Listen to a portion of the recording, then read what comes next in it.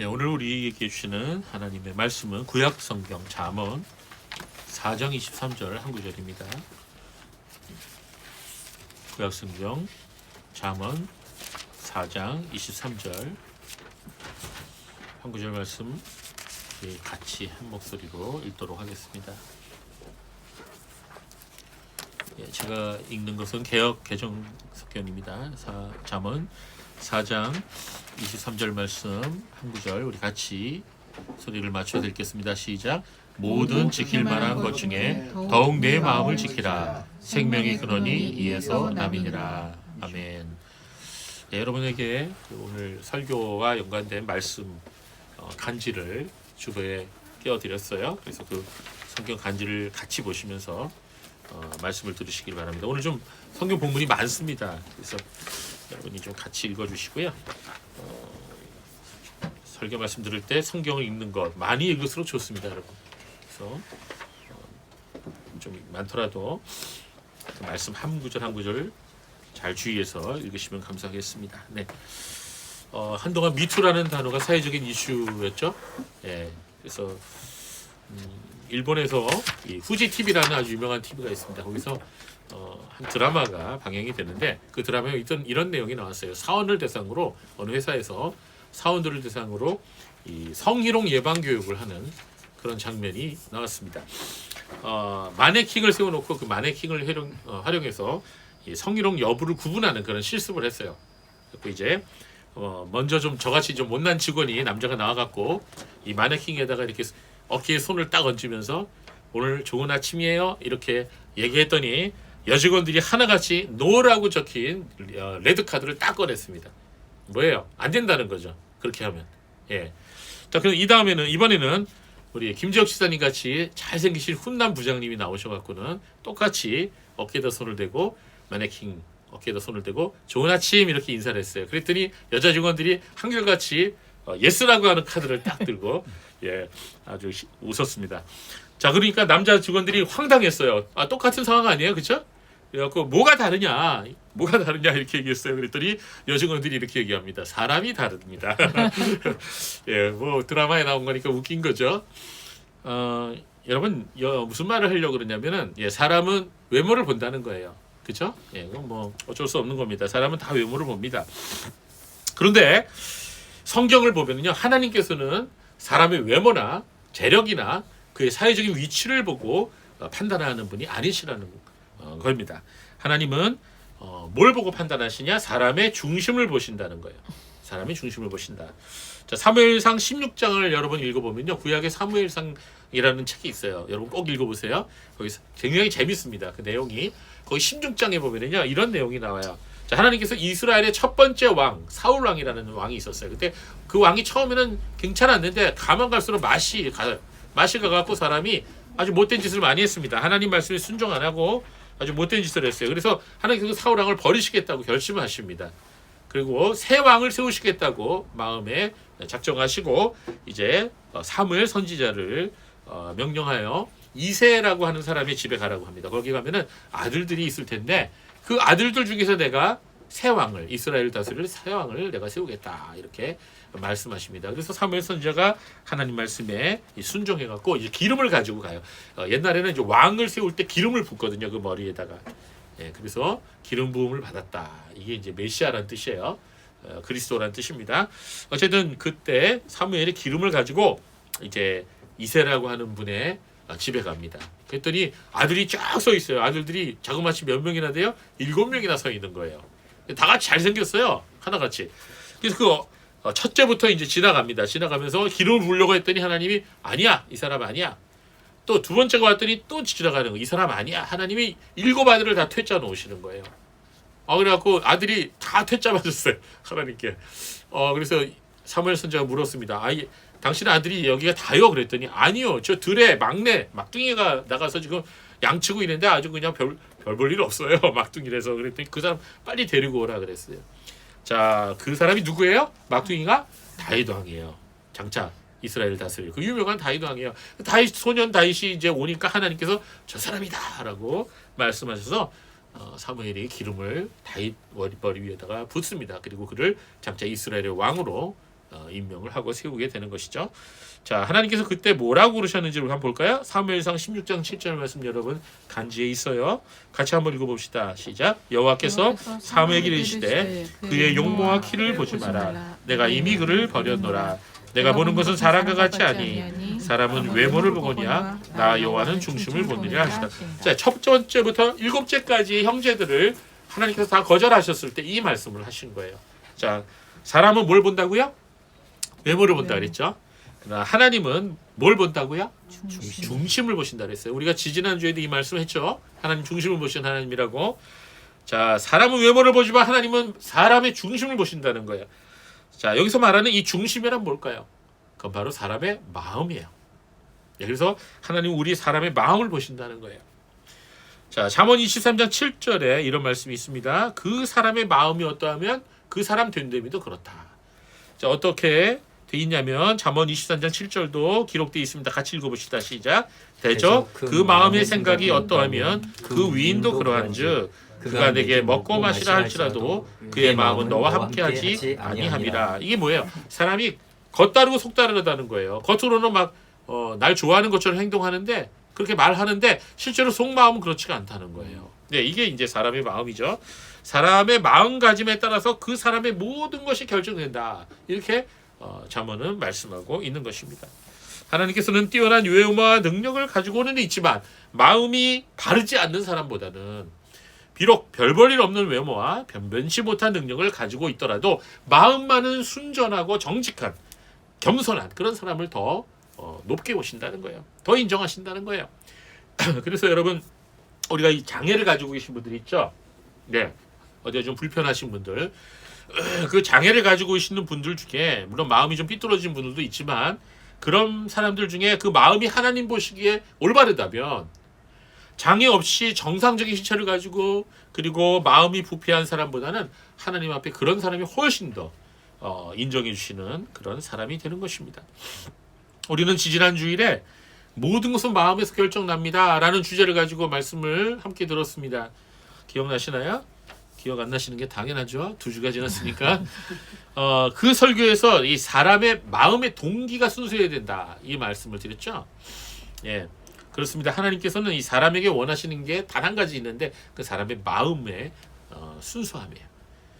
하나님은 사람의 마음, 즉 거짓 없는 진정한 마음, 그것을 받기 원하시는 거예요. 주님은 그래서 우리의 마음을 보고 계십니다. 그리고 우리의 마음을 받으십니다. 하나님 그렇게 말씀하셨어요. 창세기 4장을 보면요, 가인과 아벨이라고 하는 우리 인류의 조상이 있습니다. 이 두 형제가 하나님 앞에 제사를 드리는 장면이 나오는데요, 하나님께서 아벨의 제사는 받으셨어요.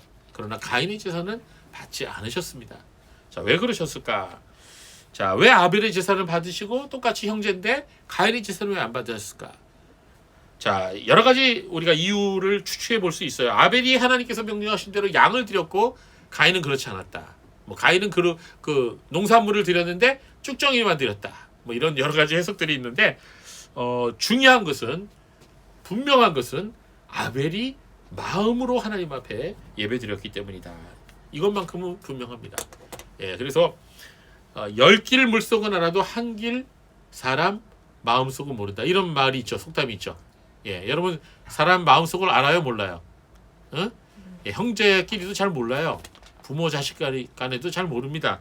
친구끼리도 잘 몰라요. 저 친구 지금 무슨 생각하고 있나 한번 쳐다보세요. 자기 좋아하는 것 같아요? 나를 좋아하는 것 같아요? 아니면 나를 업신여기는 것 같아요? 모르지 뭐. 마음속에 있는 걸 누가 알겠어요, 그렇죠? 그러나 하나님은 아신다는 거예요. 하나님은 다 아세요. 우리 마음 깊은 생각까지도 다 아십니다.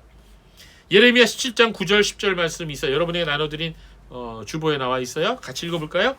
9절 10절 시작. 만물보다 거짓되고 심히 부패한 것은 마음이라 누가 능히 이를 알리오마는 나 여호와는 심장을 살피며 피부를 시험하고 각각 그 행위와 그의 행실대로 보응하나니. 자, 하나님은 우리에게 상도 주시기도 하고 우리에게 벌도 주시기도 하는 거예요. 그런데 뭐에 따라서 그렇게 하시느냐? 우리 마음가짐에 따라서 그렇게 하신다는 거예요. 그래서 우리가 굉장히 마음을 어떻게 갖느냐가 굉장히 중요합니다. 성경에서는 이 마음에 대한 말씀이 진짜 많이 나와요. 예, 여러분이 성경을 창세기부터 요한계시록까지 쭉 읽어보시면요, 이 마음에 대해서 말씀하시는 말씀을 많이 만날 수가 있습니다. 자, 우리가 누군가를 또는 무엇인가를 사랑하게 되면, 좋아하게 되면 그것은 드러나게 돼 있어요. 사람은 자기가 좋아하는 것을 자꾸 말합니다. 예, 그렇죠? 자, 사람이 무엇을 좋아하면 그 사람의 마음도 그렇다는 것입니다.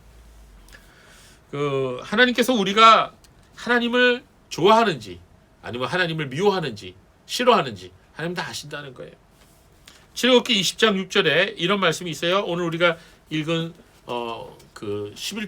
십계명 말씀에 나오는 거죠. 나를 사랑하고 내 계명을 지키는 자에게는 천대까지 은혜를 베푸느니라. 여러분 한번 솔직히 얘기해 봅시다. 여러분 나를 좋아하는 친구가 좋아요? 나를 싫어하는 친구가 좋아요? 솔직히 얘기해 봐요.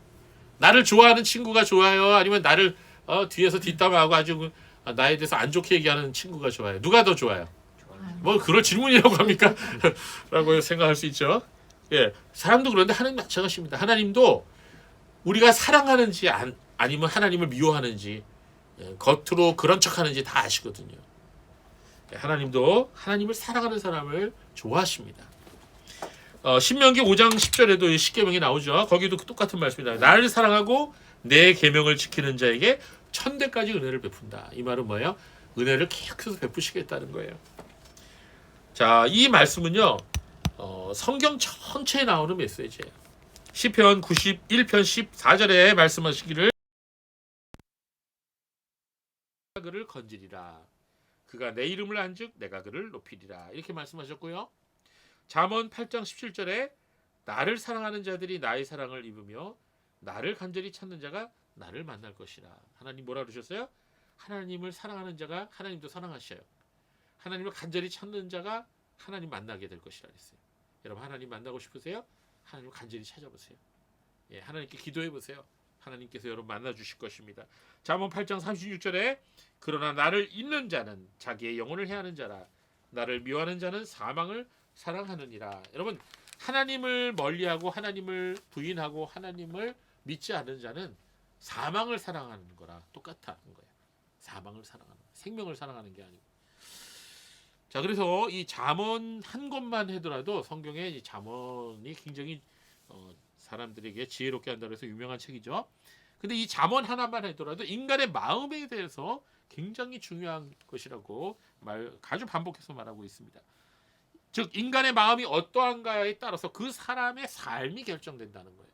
그러니까 마음가짐을 어떻게 하느냐에 따라서 그 인생이 결정난다는 거예요. 그게 굉장히 중요합니다. 이건 잠언 전체에 나오는 반복되는 아주 중요한 주제예요. 자, 굉장히 예가 많은데 빨리빨리 한번 읽어봅시다. 잠언 16장 32절 시작. 노하기를 더디하는 자는 용사보다 낫고 자기의 마음을 다스리는 자는 성을 빼앗는 자보다 나으니라. 야, 성 하나 가진 것보다 마음 다스리는 게 훨씬 중요하다는 거예요. 잠언 17장 3절 시작. 도가니는 은을 풀무는 금을 연단하느냐. 여호와는 마음을 연단하시느니라. 하나님은 우리 마음을 연단하신다. 잠언 20장 9절 말씀 볼까요? 내가 내 마음을 정하게 하였다. 내 죄를 깨끗하게 하였다 할 자가 누구뇨. 23장 26절 시작. 내 아들아 내 마음을 내게 주며 내 눈으로 내 길을 즐거워할지니라. 네. 24장 12절은 굉장히 중요한 말씀이에요. 이거 한번 읽어봅시다. 시작. 내가 말하기를 나는 그것을 알지 못하였노라 할지라도 마음을 저울 줄 하시는 이가 어찌 통찰하지 못하시겠으며 내 영혼을 지키시는 이가 어찌 알지 못하시겠느냐. 그가 각 사람의 행위대로 보응하시니라. 자, 여러분 내가 혹시 과거에 어떤 사람의 돈을 훔쳤다든지 아니면 누구에게 거짓말을 했다든지 심지어는 아버지나 어머니의 지갑에서 돈을 훔쳤다든지 여러분 그런 일이 있는 사람 있어요 없어요? 여기 손들라고 하지 않을게요. 저는 있거든요. 어렸을 때 아버지 지갑에서 돈 몰래 뺀 적이 있거든요.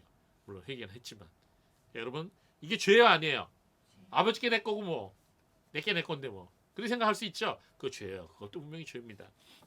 왜? 아버지에게 허락받지 않았으니까 훔친 거죠. 자, 보세요 여러분. 우리가 그것을 부인할 수도 있고 난 그러지 안 했어요 라고 얘기할 수도 있지만 분명히 누가 보셨어요? 하나님 보셨어요. 그래서 하나님께서 그 행위대로 상을 주거나 벌을 주겠다고 말씀하시는 거예요. 예, 여러분 마음을 지킨다는 것은 바로 그거예요. 하나님 앞에 정직하지 못한 거예요. 예, 그러면 그 사람은 거기에 대한 대가를 반드시 치르게 돼요. 인생을 살면서. 잠언 25장 28절 자기의 마음을 제어하지 아니하는 자는 성읍이 무너지고 성벽이 없는 것 같으니라. 자, 옛날에 성읍과 성벽이 없이 살면은 적군이 언제 쳐들어와도 모르는 거예요. 아주 위험한 상태죠. 네, 그렇습니다. 마음을 지키지 못하면 내 인생도 그렇게 된다는 거예요. 예, 탈탈 털린다는 거예요. 다른 사람한테. 예.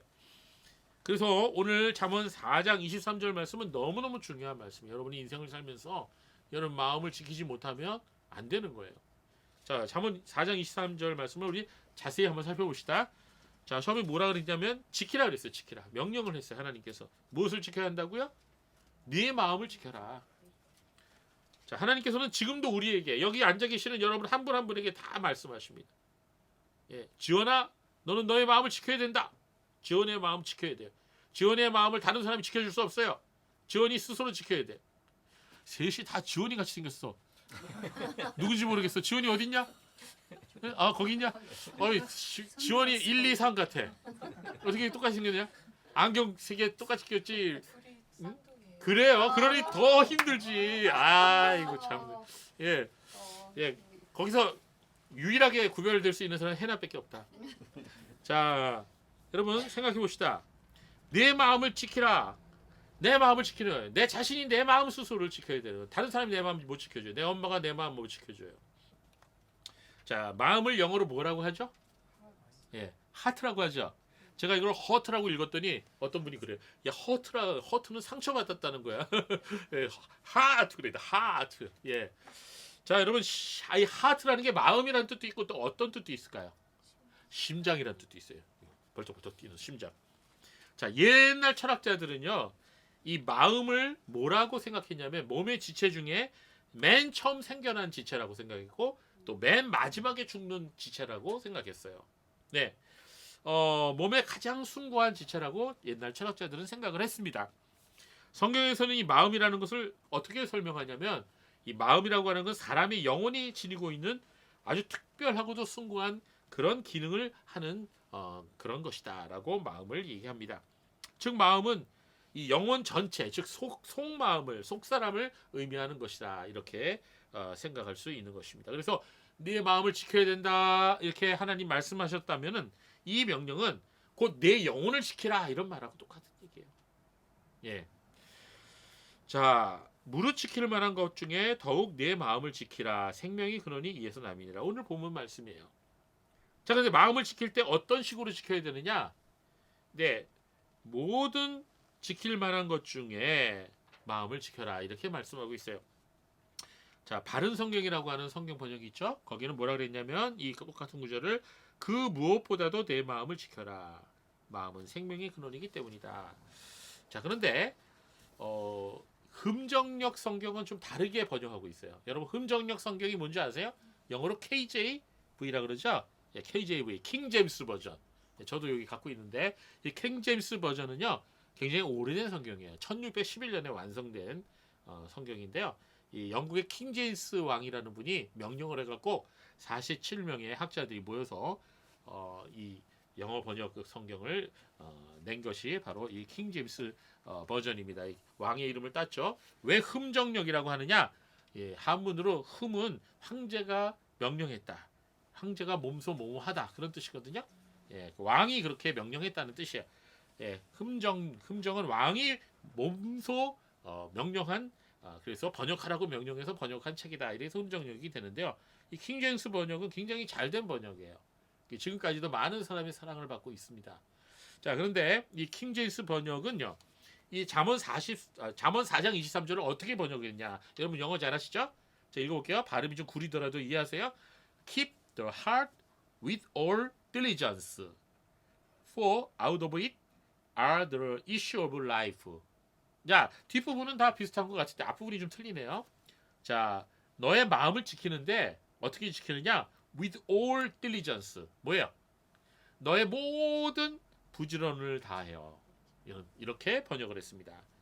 그래서 킹제임스 번역은 모든 부지런을 다하여 내 마음을 지켜라. 이렇게 번역을 했어요. 자, 우리 개역 성경이나 바른 성경하고 조금 틀리죠? 그래서 제가 히브리 성경을 봤어요. 히브리 본문은 이렇게 되어 있습니다. 미칼 미스마르 너스로르 리베라. 예, 리베카. 이렇게 되어 있어요. 이게 무슨 말이냐? 이게 미칼이라는 뜻은 with all 모든 것을 다해서라는 뜻이에요.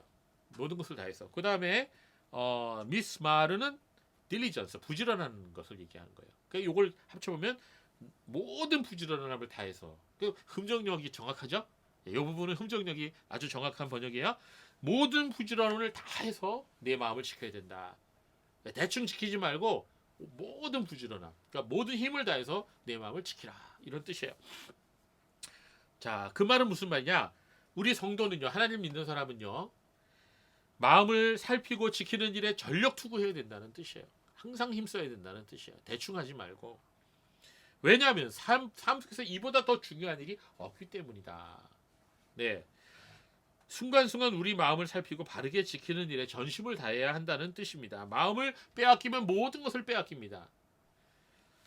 많은 사람들은 심지어 거듭난 그리스도인들까지 엉뚱한 것들을 지키려고 시간과 마음을 쏟는데, 마음 지키는 데는 너무나 소홀히 하는 것을 많이 보게 돼요. 저 자신도 그럴 때가 많아요. 우리가 우리의 마음을 살피기 위해서 말씀을 읽고 기도하면서 보낸 시간들이, 그것은 아주 귀한 시간들이에요. 하나님 앞에 내서 영원토록 황금같이 기억될 거예요. 그런데 사람이 그러나요? 마음 지키는 것을 깜빡깜빡 잊어버려요. 자, 그러면 어떻게 될까요? 막 화를 내죠. 짜증을 내죠. 그 다음에 영어에 자꾸 입으로 영어를 말하죠. 에이씨. 예, 자꾸 이런 식으로 이제 우리가 이렇게 마음을 빼앗기면, 마음을 우리가 지키지 못하면 안 나와야 할 말들이 나오고 안 나와야 할 행동이 나오는 거예요.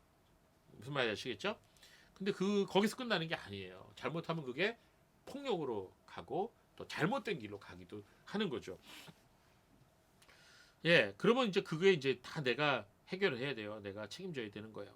예, 역대하 16장 9절에 이런 말씀이 나와요. 여호와의 눈은 온 땅을 두루 감찰하사 전심으로 자기에게 행하는 자들을 위하여 능력을 베푸시나니. 전심으로라는 단어가 여기 나와요. 전심으로. 그 뭐예요? 온 마음을 다해서라는 거예요. 온 마음을 다해서. 예, 우리 찬양에도 그런 찬양이 있죠. 온 마음을 다해 주님을 사랑하라. 우리가 하나님을 사랑하되 온 마음을 다해서 사랑하라는 뜻이죠.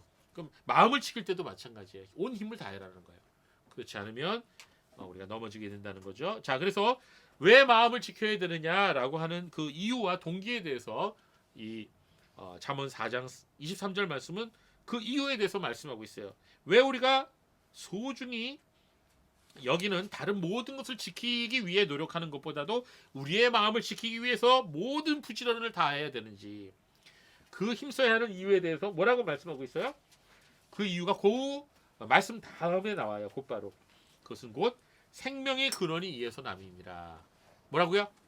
생명의 근원이 이에서 남입니다. 생명의 근원이 어디서 난다는 거예요? 마음에서 난다는 거예요. 마음에서. 예, 마음은 생명의 근원이기 때문이다. 이렇게 말씀하고 있습니다. 여러분, 이번에도 우리가 그 이태원 사태 때 아시죠? 예, 사람들이 많이 죽었잖아요. 근데 사람들이 다 쓰러진 사람들을 놓고 뭐 하고 있었죠? 이거 하고 있었죠. CPR. 여러분 CPR 할 줄 알아요? 예, 저도 할 줄 알아요. 근데 CPR을 잘못하면요, 갈비뼈가 부러져요. 그래도 해야 돼요. 갈비뼈가 부러진 한이 있더라도 해야 돼요. 그래서 심장을 압박을 해서 다시 심장을 다시 뛰게 만들어야 돼요. 여러분, 심장이라고 하는 게 신기한 게 거기에 전기줄 하나 있어요. 전선 하나. 요게요, 전기를 딱 규칙적으로 줘갖고 비트를 줘갖고 심장이 펄떡 뛰는 거예요. 근데 이 전기줄이 타버리면 어떻게 돼요?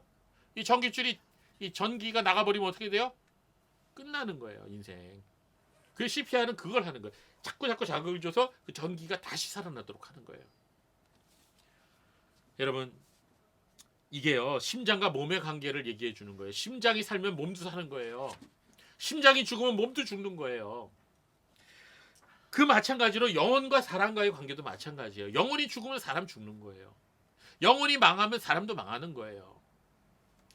그처럼 사람이 심장이 멎으면 생명도 끝나는 것처럼 마찬가지로 마음이 무너지면 삶도 무너진다는 거예요. 그래서 마음이 중요한 거예요. 마음가짐을 잘못하면 어떻게 돼요?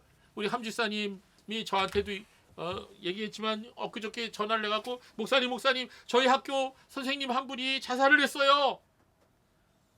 청년 상담교사인데 자살을 하셨어요. 그분이 교회도 다니고 나하고 같이 엊그제도 얘기하고 오늘도 얘기했는데 자살을 했어요. 우리 집사님 얼마나 마음이 아프겠어요. 얼마나 충격이 크겠어요. 마음을 지키지 못하면 그런 일이 벌어지는 거예요. 얼마나 안타까워요. 28살? 28살밖에 안 되는 청년이에요. 여러분, 사람이 마음을 지키지 못하면 그렇게 인생이 무너지는 거예요. 여러분, 건강과 몸의 관계에는 영혼과 거룩의 관계와 똑같습니다. 심장이 멎으면 사람이 죽는 것처럼 심장의 건강과 활력에 우리 몸의 건강 전체가 달려있는 것처럼 사람의 전체의 영혼의 상태는 어디에 달려있어요? 마음에 달려있다는 거예요. 그 마음이 선한가 그 마음이 악한가에 따라 달려있다는 것입니다. 사람의 마음은요, 인간의 모든 행동과 인간의 모든 말의 근원이며 원천이 되는 거예요. 그래서 사람의 마음이 악하면 뭐가 나와요? 악한 말이 나와요.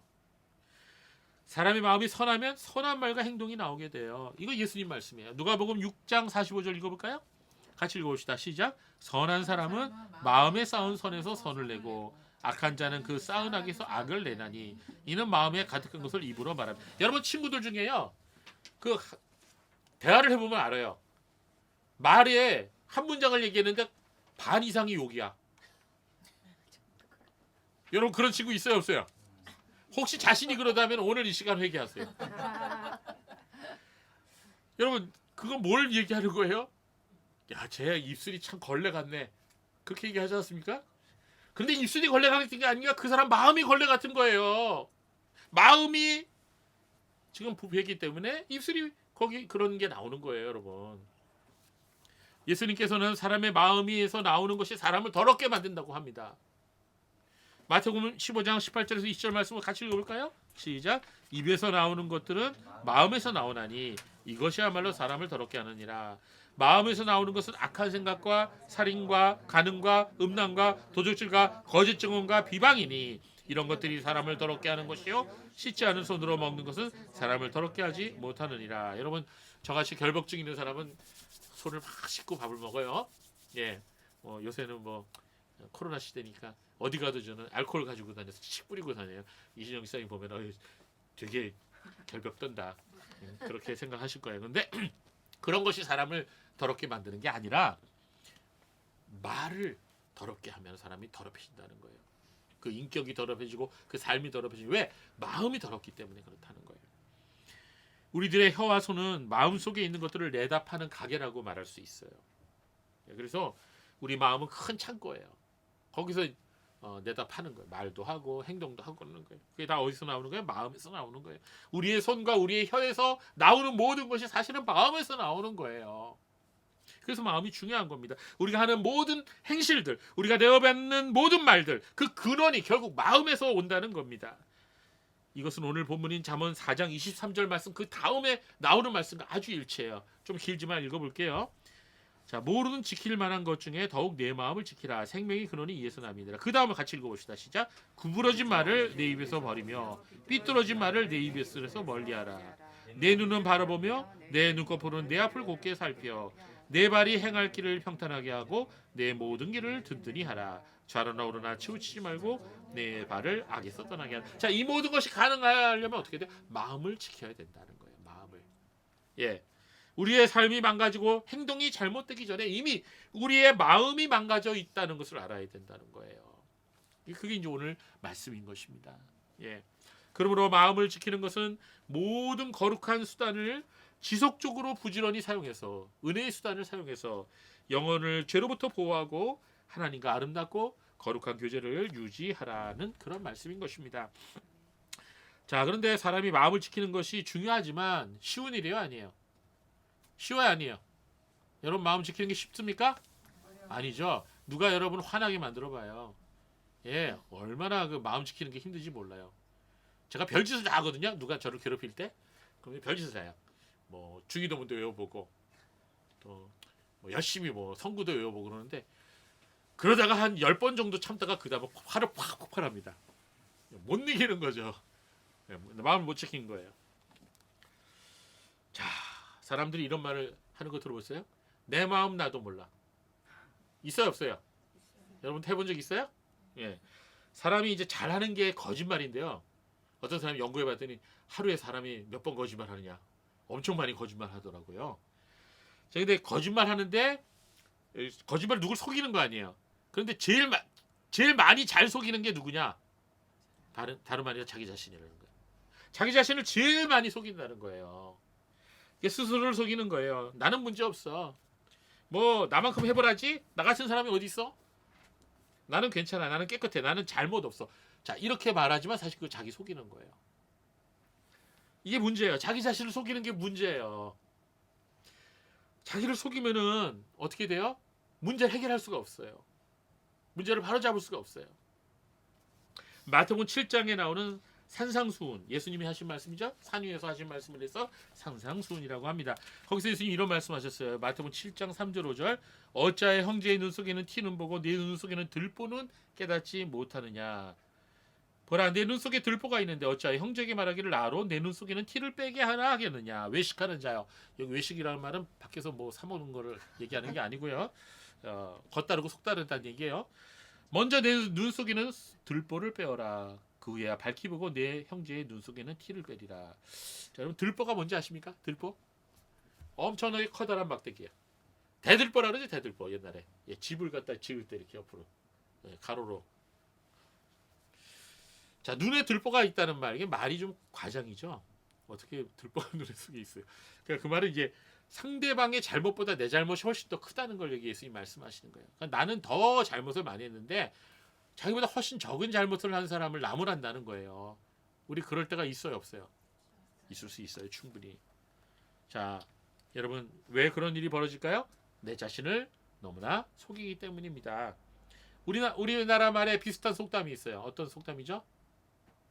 똥 묻은 개가 겨 묻은 개를 나무란다. 개들끼리 나무라는 거 봤어요? 와와, 네가 잘못했잖아. 이런 거는 보지는 못했지만 자, 속담이죠, 속담. 그러니까 더 큰 잘못을 한 사람이 자기보다 조그만 잘못을 한 사람의 잘못을 나무란다. 이게 뭐지? 인간의 본성인 것 같아요. 그러니까 자기의 잘못을 잘 못 깨달아요. 상대방의 잘못을 너무나 잘 보는 거예요. 그래 안 그래요? 그렇죠. 그래서 예수님도 말씀하셨지만 내 자신부터 바로 알아야 돼요. 내 자신이 뭐가 잘못되는지를 바로 아는 사람이 그게 지혜로운 사람이에요. 내가 어디서부터 잘못됐는지, 내가 얼마나 교만한지, 내 죄가 얼마나 큰지 그걸 깨달아야 한다는 거예요. 거기서부터 문제는 해결되기 시작하는 거예요.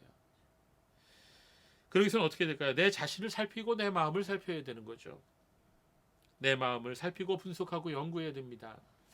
내 동기가 과연 순수한지, 내가 내 욕심을 위해서가 아니라 진정으로 하나님의 영광을 위해서 지금도 행동하는지를 살펴야 된다는 것이죠. 이것이 열심히 일하는 것보다, 열심히 행동하는 것보다 더 중요한 거예요. 예. 그런데 타락한 인간은 자기 자신을 스스로 합리화하기를 너무나 잘하기 때문에 스스로 최면을 걸어요. 그래서 자꾸 자기가 속는 거예요. 자, 그런데 이 타락한 인간이, 죄인인 인간이 어떻게 하면 내 자신을 바로 살필 수 있을까? 어떻게 하면 내 잘못을 스스로 잘 깨달을 수가 있을까? 그것은 바로 하나님의 은혜가 필요한 거예요. 여러분, 하나님의 은혜와 말씀의 역할이 없으면 자기 자신의 잘못을 깨달을 수 없는 게 인간이에요. 그래서 여러분, 정말로 우리는요, 성경을 매일매일 읽어야 돼요. 여러분, 성경을 제대로 읽는 사람은요, 인생이 크게 잘못되지 않아요. 예, 여러분, 성경을 매일매일 읽고 기도하는 사람은요, 하나님의 은혜의 도우심으로, 성경의 도우심으로 말씀을 통해서 내 자신을 볼 수가 있습니다. 그래서 여러분, 특별히 산상수훈, 마태복음 5장, 6장, 7장에 나오는 산상수훈 자주 읽으세요. 굉장히 중요한 말씀이에요. 자신의 영적 상태를 들여다보시기 바라요. 제가 항상 말씀드리는 것이지만 하나님의 말씀 성경은 우리를 비춰주는 거울이에요. 우리의 마음과 우리의 영혼을 비춰주는 거울입니다. 자, 그래서 말씀의 거울로 우리 자신을 비추어 볼 때, 그리고 성령께서 깨닫게 해주실 때 우리 마음이 어떠한지, 우리가 잘못됐는지를 깨달아 알 수 있다라고 말씀드렸습니다. 자, 그렇지만 아무리 그걸 알아도 이걸 실천하는 게 참 힘들어요. 우리가 우리 자신의 마음을 사로잡아 하나님께로 향하고 그 상태를 지속적으로 유지한다는 것 쉽지가 않습니다. 조금만 경계를 느슨하게 하면 금세 어느덧 우리의 마음 속에 악한 것들이 들어와 있어요. 그래서 마음을 온전히 사로잡아 하나님 앞에 드리는 것이 쉽지 않기 때문에 정말 이것을 생명에 이르는 길은 좁고도 험한 길이라고 예수님 말씀하셨잖아요. 예, 그래서 우리 힘으로 안 돼요. 그래서 이러면 안 되기 때문에 여러분들이 해야 될 게 있어요. 여러분 주일날 예배 나오세요. 주일날 다른 데 가지 마시고 그 뭐 1시간 뭐 점심도 주는데 좋잖아요. 그렇죠? 주일날 나와서 예배 드리세요. 그게 굉장히 여러분의 마음을 바로잡는 데 중요합니다. 특별히 학생 시절에는요. 이 예배라고 하는 게 굉장히 내 자신의 인생에 정말 중요해요. 내 인생 성공하고 싶다면 예배를 지키세요. 예배의 자리를 지키세요. 예배에 나와서 말씀드리는 그 1시간만이라도 지키세요. 그러면 하나님께서 말씀을 통해서 우리를 붙들어 주세요. 근데 그것마저도 없으면 여러분 이 세상에 휩쓸려 가면요. 내가 뭐가 잘못됐는지도 깨달을 수 없습니다.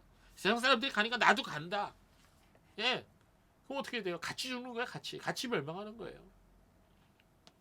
마태복음 7장 13절 14절에 좁은 문으로 들어가라. 멸망으로 인도하는 문은 크고 길이 넓어 그리로 들어가는 자가 많고 생명으로 인도하는 문은 좁고 길이 협착하여 찾는 자가 적음이라. 여러분 인생을 살면서 너무 많은 사람들이 몰려가는 곳으로 가지 마세요. 그러다가 압사당해요. 여러분 사람이 적어도 정말로 내게 유익을 주고 내게 생명을 주는 곳을 가야 돼요. 여러분 사단은 우리를 쉬지 않고 노려보고 있습니다. 호시탐탐 기회를 노려보다가요. 넘어뜨리고 공격할 기회를 엿보는 것입니다. 그래서 우리 마음은 뭐와 같냐? 전쟁터와 같다. 이렇게 얘기하는 거예요. 그래요. 우리 마음은 전쟁터예요. 마귀는 사람의 마음의 상태에 따라 그 삶이 결정된다는 것을 너무나 잘 알고 있어요. 마음이 병들면 인생도 병들어요. 마음이 건강하면 인생도 건강하게 되는 거예요. 여러분 잠수함 아시죠? 잠수함. 네. 잠수함에 들어가서 어디를 점령해야 잠수함이 가는 곳을 내 마음대로 정할 수 있을까요? 기관실? 어디예요? 어뢰실? 예. 조종실 있죠. 조종실. 조종실만 딱 점령하면은요. 예, 딱 문 걸어주면요. 잠수함 가는 것을 결정할 수가 있어요. 인생도 마찬가지예요. 인생의 조종실이 어디예요? 마음이에요. 마음을 마귀에게 빼앗기면요. 소용없어요. 아무리 얼굴이 잘나도 소용이 없고 뭐 금그락지를 손가락 뭐 다이아를 껴도 소용이 없어요. 그 마음이 조정하는 대로 가는 거예요. 마귀가 조정하는 대로 가는 거예요. 그게 인생이에요. 잠수함의 조정실과 같은 거예요. 사람의 마음이 마귀에게 점령당하면 그 사람의 인생도 마귀처럼 되는 거예요. 그래서 우리는 마음을 지켜야 됩니다. 그런데 이 마음을 지키는 게 뭐라 그랬어요? 하나님의 은혜 없이는 불가능하다 그랬죠? 거듭난 사람에게 마음을 지키는 일은 정말 쉽지 않아요. 거듭난 사람도. 그러나 거듭나지 않았다면 마음 지키는 게 불가능해요. 그래서 여러분이 꼭 예수님 믿고 거듭나야 돼요. 그러나 거듭났다 할지라도 날마다 주님의 은혜를 간구해야 됩니다. 요한복음 5장 15장 5절에 나를 떠나서는 너희가 아무것도 할 수 없음이니라. 네. 자, 타락한 인간은 항상 자기 마음대로 살려고 해요. 내 마음대로 할 거야. 내 마음대로 할 거야. 맨날 그러죠. 그러나 우리는 항상 우리 자신을 바로 우리는 점검해야 되는 것입니다. 여러분 은혜를 입은 마음, 즉 우리가 예수님을 믿고 구원받은 사람도 우리가 날마다 우리 마음을 조율해야 돼요. 여러분 악기 아시죠? 악기 뭐 첼로, 바이올린, 기타. 저도 기타를 쳐봐서 알지만 가만 놔두면 줄이 풀려요, 안 풀려요? 줄이 풀려요. 그래서 음이 달라져요. 그래서 연주할 때 어떻게 될까? 조율해야 돼요. 조율해야 바른 소리를 낼 수가 있어요. 영혼도 마찬가지예요. 영혼도 세상을 살다 보면 자꾸 풀려요. 그래서 제대로 작용을 못해요. 그래서 영혼을 조율해서 바른 소리를 낼 수 있도록 해주는 게 바로 하나님의 말씀이고 성령님의 은혜예요. 그래서 주일날 예배 나오시고 또 여러분의 삶 속에서 성경을 읽으시라는 거예요. 기도하시라는 거예요. 네. 자, 누가복음 21장 34절 36절 말씀 좀 길지만 한번 읽어봅시다. 시작. 너희는 스스로 조심하라. 그렇지 않으면 방탕함과 술 취함과 생활의 염려로 마음이 둔하여지고 뜻밖의 그날이 덕과 같이 너희에게 임하리라. 이날은 온 지구상에 거하는 모든 사람에게 임하리라. 이러므로 너희는 장차 올 이 모든 일을 능히 피하고 인자 앞에 서도록 항상 기도하며 깨어있으라. 네, 여기서 말하는 그날은 우리 인생의 마지막 날이에요. 물론 여기서 이 본문은 전 세계적인 마지막 날을 얘기하지만 우리 인간의 마지막 날도 마찬가지예요. 자, 우리 죽는 날이 잘 들으세요. 우리 특히 학생 여러분, 우리의 인생에 있어서 죽는 날이 주민등록 순서대로 돼요? 아니면 갑자기 와요? 주민등록 순서대로 오면은 한참 살 날이 많이 남았죠. 저는 올해 6학년 됐어요. 저는 얼마 안 남았어요. 여러분은 1학년밖에 안 됐잖아. 살 날이 훨씬 더 많네, 그치? 근데 지난 한 주 전에 보니까 그것도 그렇지 않더래. 갑자기 돌아가시대. 20대 사람들, 10대 사람들. 예, 충격을 받았어요. 충격. 자, 그날이 갑자기 내게 오는 거야. 그날이 내 인생의 마지막 날이 갑자기 오는 거야. 그때는 늦어요. 그때는 회개하려고 해도 회개할 수 없어요. 그러나 정말 항상 깨어하며 기도하는 사람은 그날이 언제 와도 두렵지 않아요. 예, 그날이 언제 와도 두렵지 않아요. 천국 갈 수 있어요. 언제든지 준비가 돼 있어요. 그래서 항상 기도하며 깨어 있으라 그런 거예요. 주님 말씀하시는 게. 그게 뭐예요? 영적으로 조율하는 삶이다라는 것입니다. 네, 그래서 이제 여러분 말씀을 이제 정리를 하겠습니다. 여러분이 우리 교회는 좀 설교 시간이 좀 길어요. 근데 여러분이 지금 이 시간까지도 지금 견디기 아주 잘하신 거예요. 예, 여러분에게 이제 말씀을 드립니다. 하나님의 눈은 우리의 마음을 보십니다. 그래서 마음의 우리의 동기가 굉장히 중요합니다. 우리는 사람 앞에 우리의 마음을 숨길 수도 있고 그렇지 않은 척도 할 수 있지만 하나님 앞에는 그럴 수가 없습니다. 왜냐하면 하나님 우리의 마음의 모든 것을 알고 계시기 때문인 것입니다. 자, 하나님은 어떤 사람을 기뻐하시느냐? 마음이 정직한 사람, 동기가 순수한 사람, 하나님 앞에 바른 마음을 가진 사람을 하나님이 기뻐하십니다. 그래서 로마서 12장 2절에 이런 말씀이 있어요. 너희는 이 세대를 본받지 말고 오직 마음을 새롭게 함으로 변화를 받아 하나님의 선하시고 기뻐하시고 온전한 뜻이 무엇인지 분별하도록 하라라고 말씀하고 있습니다. 마음을 새롭게 하지 않으면 우리는 넘어지게 돼 있고 병들게 돼 있어요. 자, 그래서 마음을 새롭게 해야 됩니다. 어떻게 마음을 새롭게 할 수 있다고요? 하나님의 은혜로, 말씀으로 새롭게 할 수 있다 그랬습니다. 네, 그렇습니다. 무릇 지킬 만한 것 중에 더욱 내 마음을 지키라. 모든 부지런을 다하여 내 마음을 지키라. 생명의 근원이 이에서 남이니라. 그러므로 성도 여러분, 우리가 정말로 신경 써야 할 것은 다른 사람의 눈치가 아니에요. 다른 사람이 나를 어떻게 보느냐, 그거 신경 쓰지 마세요. 그보다 더 중요한 것은 하나님이 나를 어떻게 보시느냐, 그게 더 중요한 거예요. 그래서 성도는 항상 하나님께서 우리에게 주신 모든 은혜의 수단, 은혜의 수단이라고 하는 것은 예배, 기도, 말씀 뭐 이런 거를 다 은혜의 수단이라 그래요. 자, 이런 은혜의 수단을 다 부지런히 사용해서 우리의 마음을 지켜야 됩니다. 그래서 주님께서 우리의 생명을 거두어 가실 때까지, 그날이 올 때까지 우리의 이러한 영적 전쟁이 계속될 거예요. 거기서 승리해야 돼요.